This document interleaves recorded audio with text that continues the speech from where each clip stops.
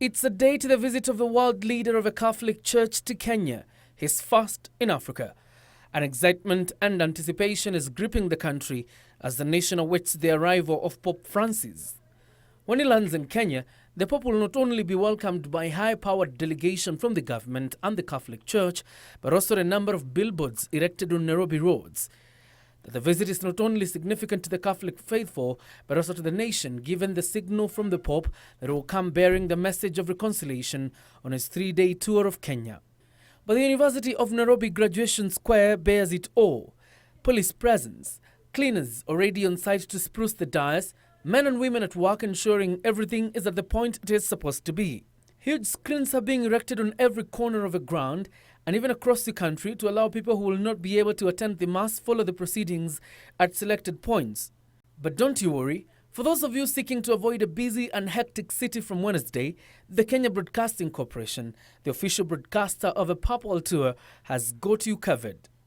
KBC will be bringing you every moment of a historic tour to your living room.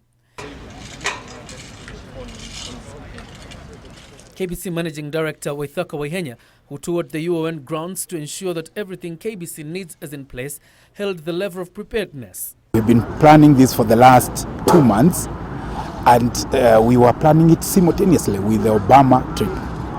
And now, this one the day has arrived. And what I can tell Kenyans is that KBC, as a national broadcaster, is ready to beam these events to the living rooms of Kenyans, and we are not going to fail them. According to Waihenya, the Pope's visit is significant to the nation, being his maiden tour to Africa, and the national broadcaster is keen to document as history unfolds.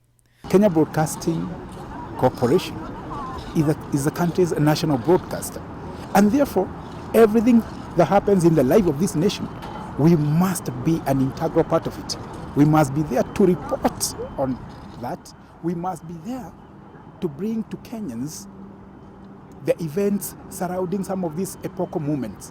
And this, for us, is one of the biggest moments in the life of this nation. We delivered for Obama. We're going to deliver for this one.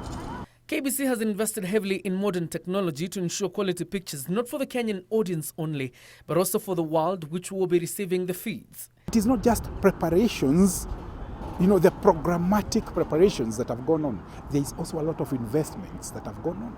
We have invested in very high quality cameras, HD cameras, and that is what we are going to be using to beam these events to the far ends of the earth.